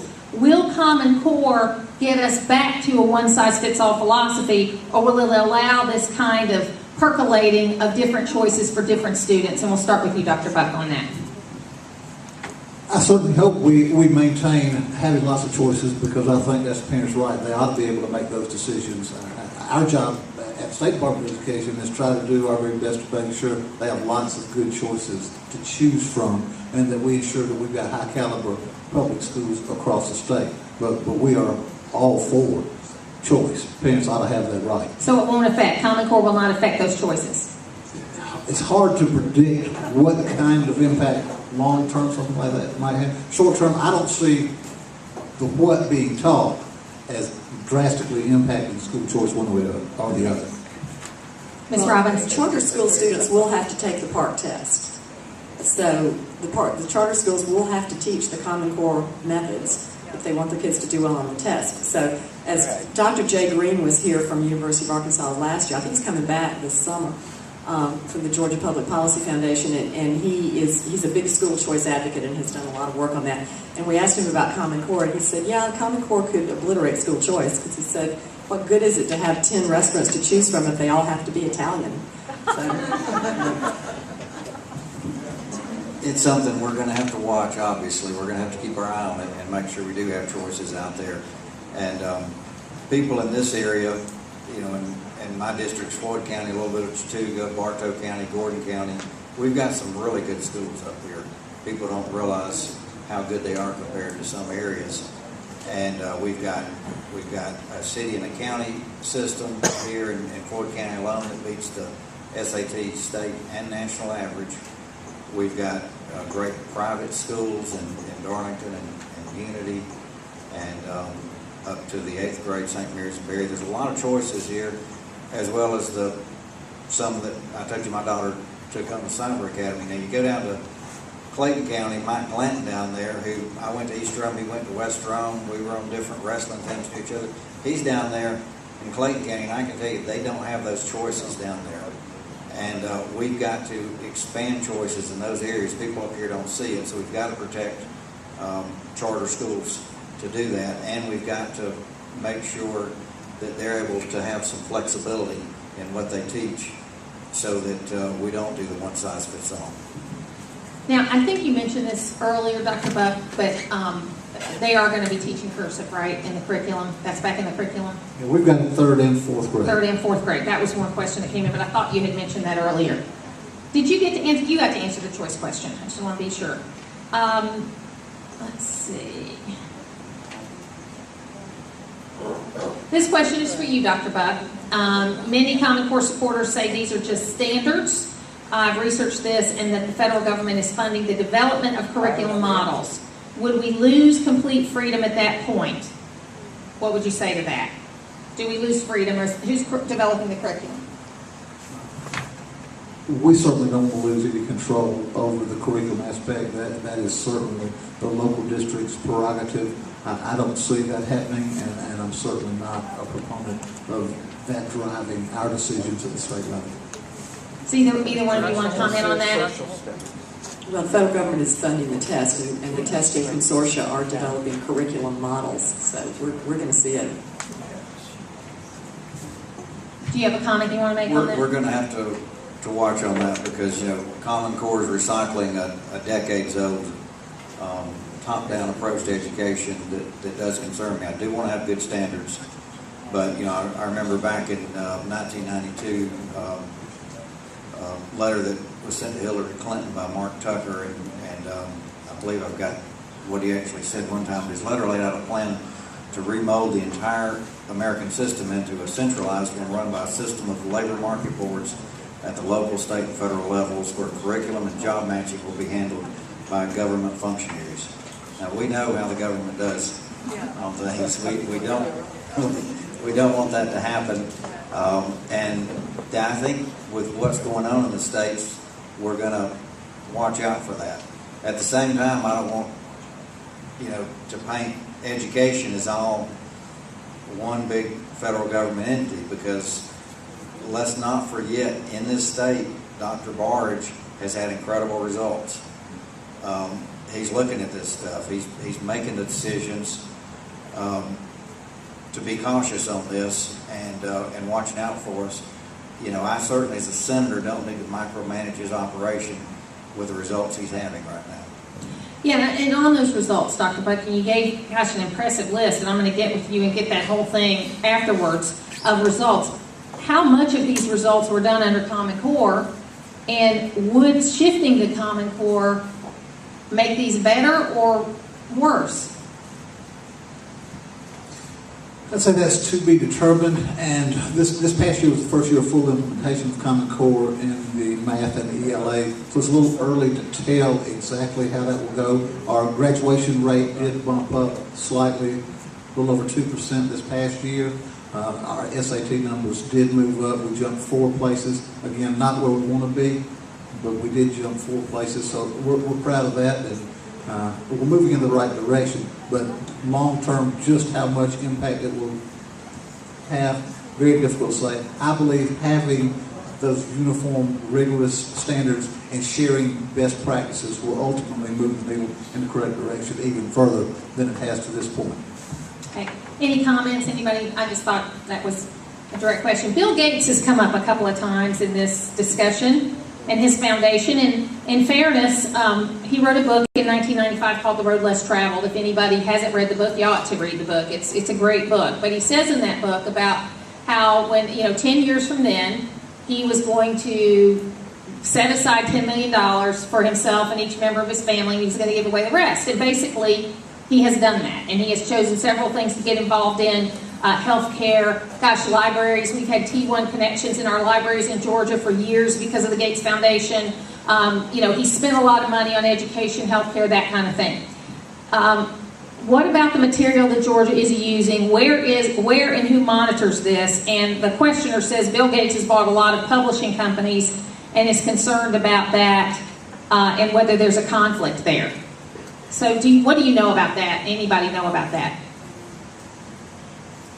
Well, as far as the publishing materials, those decisions were made at the why are we publishing books anymore? I don't know. Those decisions were made at the local level, and frankly, we've been so poor, nobody's buying materials from anybody at the current time. Yeah, and I didn't mean I have stacks of books everywhere, but it seems like I remember talking to Bud Peterson at Georgia Tech, saying especially with science textbooks, having a digital format can keep you current. Yeah, and those of us with kids who carry around 40 pounds worth of books will be grateful when it's a disc. Yeah, yes. Any comments, Jane? Well, the Gates is getting into joint ventures and this kind of thing with publishers and producers, not only print but also online media. And I think they had a big deal with Barnes and Noble to do educational materials. Bill Gates' role in this is very interesting because the New York Times did an article some months ago, maybe a year ago, about Bill Gates and education. And Mike Petrilli, who is with the Fordham Institute in New York, which has been funded by Gates to promote Common Core, said in this article, he was quoted as saying that Bill Gates' vision of education for America is now America's vision of education, because Bill's got the money, and he can give enough money to make people do what he wants them to do. And that concerns me, because I didn't elect him. I can't vote against him. I can't run somebody against him in a primary if I don't like what he's doing.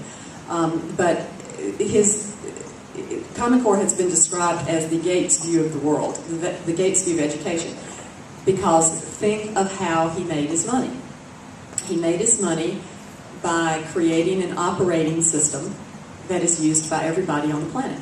It's very efficient. So why can't we do that with education? Why can't we have a Common Core operating system? And we'll impose it on every school, and every kid will learn the same thing, and it will be just wonderful. It'll be very efficient. Why do we need these 50 states anyway? So it's the computer geek view of the world. And Bill Gates is a very, very smart man, obviously. But he doesn't know what he's doing in education, and things he's done before haven't worked out. So now he can afford to lose the money. So now he's pouring it into this.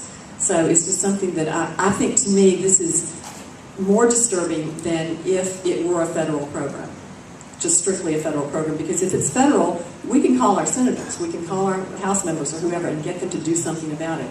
With this, we don't even know who's in charge of it. We just know Gates is funding it, and he does not have an 800 number for us to call and complain to. Is there any pressure put to bear from any of these organizations on what you do on the state level, Senator? No, I don't get pressure from Bill Gates. Except when your Windows doesn't work. And he's obviously been a bright guy in many areas. I know his philosophy at the university level has been, he wants to change and have it focus strictly on jobs, and I don't know that that's what moves the country forward in the long run or helps us, understand the depth of things we sometimes didn't know in other areas. So he's a bright guy. He's put a lot of money into a lot of things. He's done a lot of good, but we don't need to adopt his philosophy just because of that, and that's what we won't do. Is the goal with Common Core that once it's fully implemented, that most lessons and testing would be done on computer? And will the lessons, reading, and other information be available for parents and citizens to look at, or only available to teachers and students? Yeah, I think the technology is certainly going to become a bigger and bigger part of how we do education. I think that's the reality of the world we're living in.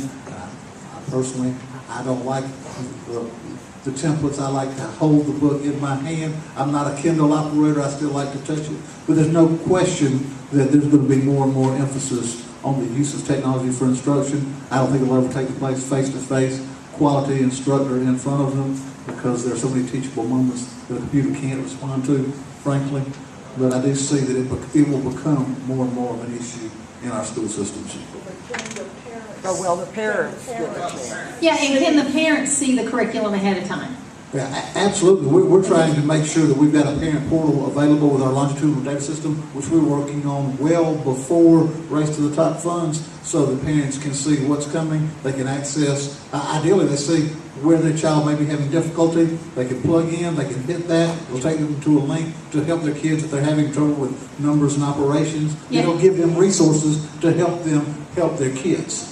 Will there be a charge? That's not our intent. We want it to be available to everybody at no charge. I mean, I know. The question didn't have to do with the parent can see what the student is doing and how they're doing. The question was, will the parent be able to see the actual material as well as see the actual test? Okay, I think you answered that, I think. You said it would be available. The material now. The test may not. The test, you've got test security issues, and I don't know if we're talking about individual classroom teachers' assignments or if you're talking about standardized tests. Those are two entirely different. Yeah, you can't see the standardized tests ahead of Those are time, entirely different because that's a security issue. discussions. Yeah. Any comments, Jane? Yeah, there was an article in EdWeek back in the 1st of May, States Online Testing Problems Raise Common Core Concerns, and it talks about all these various disasters going on in various states with their and this isn't the Common Core test because that's not out yet, but in Oklahoma and Indiana and Minnesota and various places, and they kept using the word disaster because the computers were going down and kids were in tears, and it was just a mess, and a lot of people were worried about, well, now our kids are going to be tested this way, and the teachers' evaluations are tied to it, and is this just going too fast? But I wanted to mention one thing, and I have no idea about how much access parents have to online curriculum throughout the state. I do know a mother told me 2 weeks ago, who has children in middle school in Gwinnett County, that they have an online something or other. It's for research help that the parents are not allowed to see because it's only accessible at school by the student. And her child sort of illegally downloaded some of it and brought it home to show to her mother. And it's just a bunch of research help, and articles on just a slew of different topics. So if a child is told to write a 5-page paper and use 3 sources, and then you click on the subject matter and these things come up.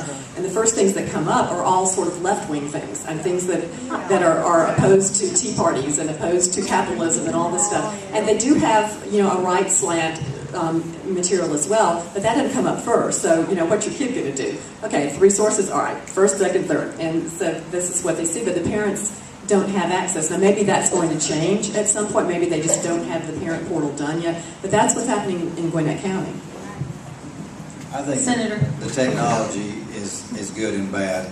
We get a lot of testing that can be done now and get instantaneous results.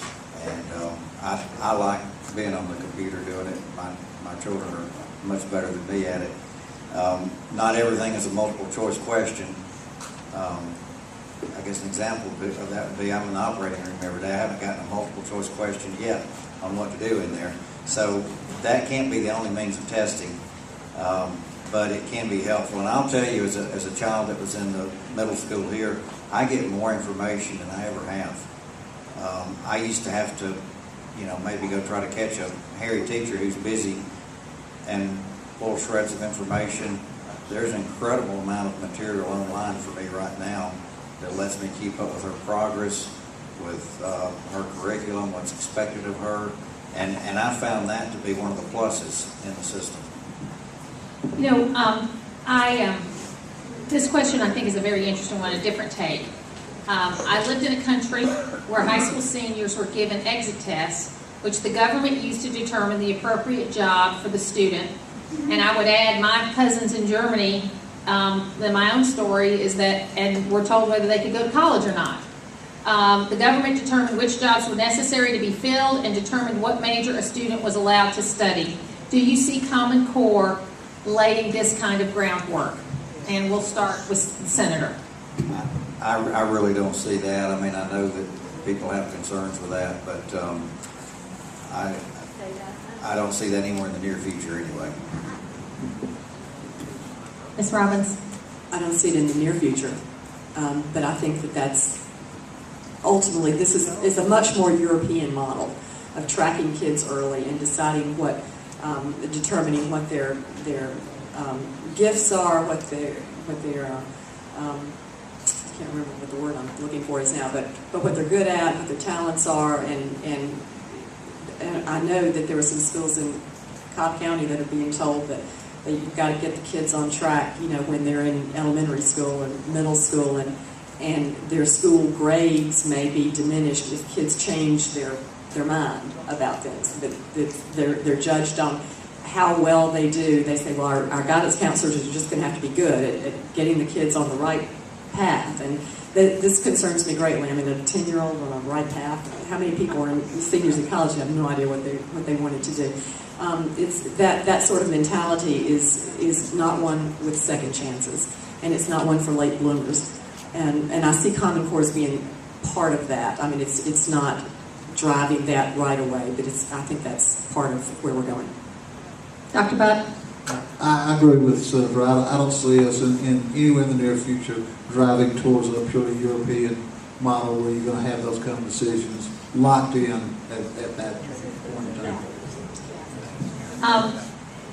I love this question. Do you want the same government that gives us Fast and Furious, Benghazi, IRS targeting of conservative groups, surveillance of reporters, Eric Holder Department of Justice, Obamacare to give us education standards? No.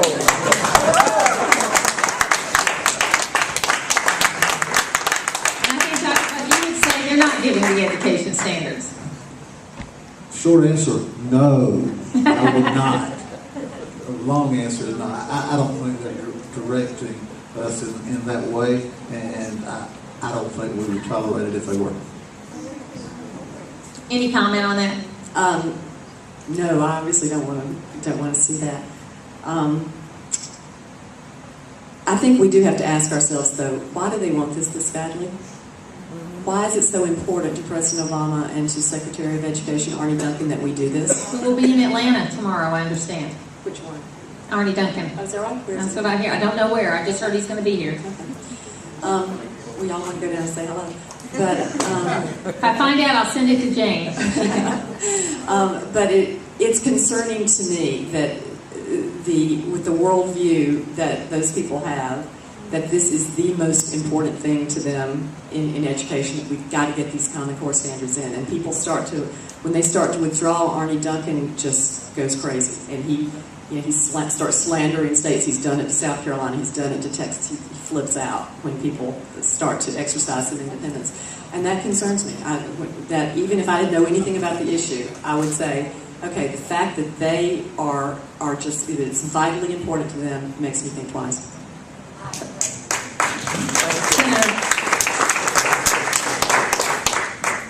Well, it's a little bit of a different subject, but the federal government has obviously gotten too big, too clumsy, too overbearing, taken over many functions that states used to do. Of course, until Jimmy Carter, we didn't even have a federal Department of Education. And I think we got along fine without it then. I do think we can, It's not in the enumerated powers given to them either. we don't need the federal government involvement in the things that are in, and we've certainly got to work on that and try to limit it. They do a pretty bad job at everything they do. And we're going to continue to work on that. Thank you. We have one final question before we go to the closing statements. Senator William Ligon, as you mentioned on your committee, goes from one extreme to the other. Has a bill pending for consideration in the upcoming legislative session that would remove Georgia from CCGPS. Will the bill pass? Should it pass? And what do you think will happen with it? And we'll start with you, Senator. Well, I haven't read his latest. He had some legislation in the last session, and I don't know if you know if he's got something different than what he had before. And I do think we need to put a hold on things until we can further evaluate. And I think particularly on the testing area, I know that's going to cost our State Department of Education quite a bit of money. So will it pass? Who knows? I don't know. I think the last time it was fairly evenly split on the Education Committee. You've got to get through that, the full Senate, and the House and the governor and all that. So it's quite a process. But Senator Ligon is studying this issue hard. He's out there pounding it every day, trying to understand it. He's got some real concerns. We've got very competent educators from New York City to Arkansas to Stanford to Harvard that have concerns, and we certainly need to listen to those. Thank you. We're going to have a closing statement. Did either one of y'all thought that was more of a state question, whether they think it's going to pass or not? It's really up to you guys whether it passes or not. You got to get involved with your state senators, with your state representatives, and you have a lot more power than you think you do. And so, I think it's really in your hands. We're going to have a 4-minute closing statement from each of our candidates. Our candidates. Whoops. From each of our panelists. I think we only have one candidate, right? and then I'll say a couple of words to close, and we'll probably have a little time to mingle. So that'll be great. And who started last time? I think, Senator, did you start? So we'll start with you, Dr. Biden. Well, first of all, thank you for being here. It is really a thrill to have this many people interested in education. We will absolutely never be as good as we could be if we don't get the home, the parents, the community, and the schools working on the same sheet of music. Bottom line for me is I review the standards, and I spent quite a bit of time today going back to the standards. The standards themselves are quality. I am comfortable with what we're putting in front of our boys and girls, and the vast majority of feedback I get, that Barge gets, as we travel the state, is the standards themselves are good. And we can debate the process and how we arrived here all night. But the standards that we're putting in front of our boys and girls in math, ELA, and the writing, I'm comfortable with. The last point I would make is birth to age 18, total available hours in the day. What percentage of those total available hours do you think most young people spend with us in public education? I like to throw that out. Most of the time, I hear big numbers. If you look at total available hours, the true number is between 13 and 15%. Our mandatory attendance age is 6 to 16. We don't get them at all those first 6 years. We can with pre-K, but we don't have to. When we do get them, it's 180 of the 365 days, and of those days, we only get them for roughly 7 hours of the day. In public education, we're pretty good with the 15% of the time we get them. If the parenting and the community operated at the same level that we have been operating at with the 85% of the time, we talk about the 15% not being that much that we could add on, but we get them for 15% of the time, and our teachers have done a pretty dadgum good job with the 15%. If everybody else was doing the same caliber job, we wouldn't be having a lot of issues that we're having. Final thing, and then I'll hush, is when I travel to all these business and industries across the state, they don't talk to me about our math standards. They don't talk to me about our ELA standards. They talk to me about what they call the soft skills, what I call the curriculum of life. Are we creating a generation of young people that think it's a good idea to show up at work on a regular basis, on time, get along with their peers, drug-free? They tell me if we can do that, we used to call that parenting. But if we can do that and instill that in our young people, we got a much greater likelihood of success across the board. Thank you. Ms. Robbins?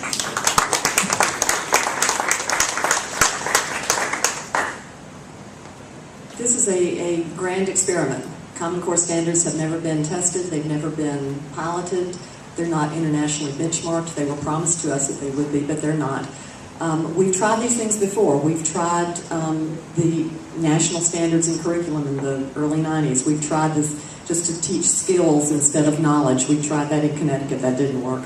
We've tried the fuzzy math before. That didn't work. We've tried online testing on a grand scale. In Kentucky, they did this. They've done it 3 different times, and it's failed every time. So here we are again. But let's just look at the facts, some facts of this. We cannot change anything in these standards. Anything. Not one word. We cannot change it. If it's not working, we have to go to somebody else, and we don't even know who that person is.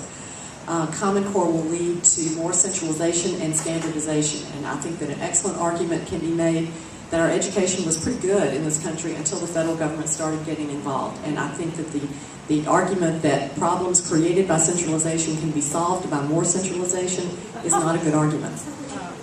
There is a fact this scheme is worse than one that's controlled strictly by the federal government because it is controlled by people that we don't even know and that are not accountable to us, and it's not a transparent system. It's a fact that the Fordham Institute, which has been paid $6 million by the Gates Foundation to say nice things about Common Core, concluded that Georgia's previous standards were at least as good as Common Core and in some respects better than Common Core. It is a fact that the 2 premier content experts on the validation committee concluded that the Common Core standards were not good, and they refused to sign off on them because of this. We don't have to settle for this. We're being told we have to settle for this because other states are doing it and we need the money. This is not something we are a sovereign state. We can do whatever we want to. If we get rid of Common Core, that doesn't mean, well, okay, you're mired in mediocrity. It means you can do whatever you want to. There's the universe of possibilities, what you can do with your standards. If you want to go back to the other standards, you can. If you want to adopt Massachusetts ELA standards, which everybody in the world agrees were much better than Common Core, we can do that. We can adopt the Indiana standards for math, which everybody in the world agrees were better than Common Core. We could adopt Singapore's math standards, which everybody in the world agrees are better than Common Core. We can do anything we want to if we get out of Common Core. We are not limited to anything. We don't have to ask permission for anyone else. Now, changing standards, again, will be a pain for teachers, and I understand that. I sympathize with that. But we didn't create this problem. The people who created the problem were the people in the executive branch who went into this without consulting the people, without analyzing this, without considering all the ramifications, and doing it sort of under the table so that it was all done before anybody knew about it and not even telling the legislature about it. So we can continue down this road because, well, we're already gone this far, so we can paint over the rust. But Senator William Liggin's bill, which is SB 167, I think, will get rid of the rust. That's what we need to do. We don't need to paint over the rust. The other thing I would say, just from a strictly practical point, is that I have never been more convinced than I am now that Common Core is going down. I have sort of a national perspective because I work with various states, and the energy level of people who are just mad. They are furious about this. And if they can get out of it in Indiana, where it was the most entrenched I've seen, or possibly with the exception of Florida, we can certainly get out of it here. And every state that gets out is going to break the logjam. So in closing, I wanted to read you something, just a little bit. This was a letter that was written to the South Carolina legislature a year ago by Dr. Anthony Esselin, and he's a professor of English at Providence College. He wrote this letter for us. We got him we asked him if he would consider writing something because he used to teach at Furman, and he said yes, he would because he knows about Common Core. And this is what he wrote. This is a letter to the Senate Education Committee. And just excerpts, you can read the whole thing? No. I'm going to read 3 sentences. Okay, good. Don't worry. I'm not doing that. Okay, he said, and this brings me to my most pressing reason for concern. What appalls me most about the standards. It is the cavalier contempt for great works of human art and thought in literary form. It is a sheer ignorance of the life of the imagination. We are not programming machines. We are teaching children. We are not producing functionaries, factory-like. We are to be forming the minds and hearts of men and women. Do not train them to become apparatchiks in a vast political and economic system, but raise them to be human beings, honoring what is good and right, cherishing what is beautiful, and pledging themselves to their families, their communities, their churches, and their country. I beg you, reject this latest in a long series of bad ideas coming from the educational experts.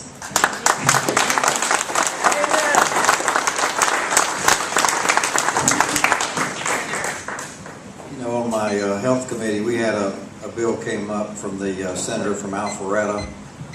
It's sort of would make medical malpractice like workers' compensation, a no-fault system. And it sounded really good. He says it's going to save money. We had doctors concerned, trial lawyers concerned, insurance executives, and usually don't get all of them to agree on one area, but they were all concerned. And I was just asking him, has this been shown to work anywhere? And he said, well, they're talking about it in Florida. And I said, well, if you introduce a bill that says that we try this out just in Alpharetta, I'll vote for it. But I can't put in something that's not proven. And that's what I think our approach needs to be on this, is we need to wait for the data. You know, Virginia maybe has it right. Virginia has stuck to their own standards and watched Massachusetts has weakened their standards. Many states have upped their standards, you know, and I just don't want us to rush into something, spend a lot of money on testing that's not needed.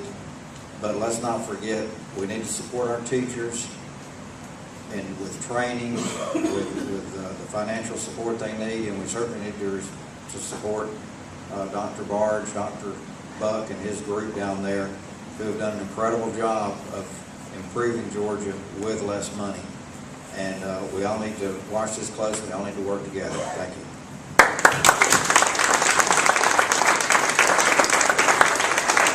Just in closing, I want to thank the Rome Tea Party for putting this together. Mike, thank you so much. Thank you for bringing this wide group of people together. And I thought when you said Virginia gets it right, I thought you meant Virginia Galloway, that she always gets it right. But it was that she almost always gets it right? I just want to say in closing, you know, I'm a person that ran and has supported for a long time on getting rid of the Federal Department of Education because it's not in the Constitution. And number one thing in the Georgia Constitution is education. It is the number one responsibility of Georgia government is education. And so let's be sure we support that, but also be careful as we go around and talk about Common Core. Standards is not a dirty word. Having good and high standards that people have to be held to is not a dirty word. And we need to be careful that we don't get painted as the people that are saying standards are bad, okay, or standards are good. Because standards are good. We need to have them there. You know, it's important to train people to work. I mean, I always jokingly say I educated my kids so they would become tax-paying members of society. But I would also believe that a good classical education that makes a person a good human being, where they can carry on a conversation with somebody across the spectrum because they have that common education, is an important part of what we do too. So I thank everybody for coming here tonight. Thank you so much for having me. And you know, there'll be some time to mill around just a little bit. Mike, you got any closing words? These folks know me.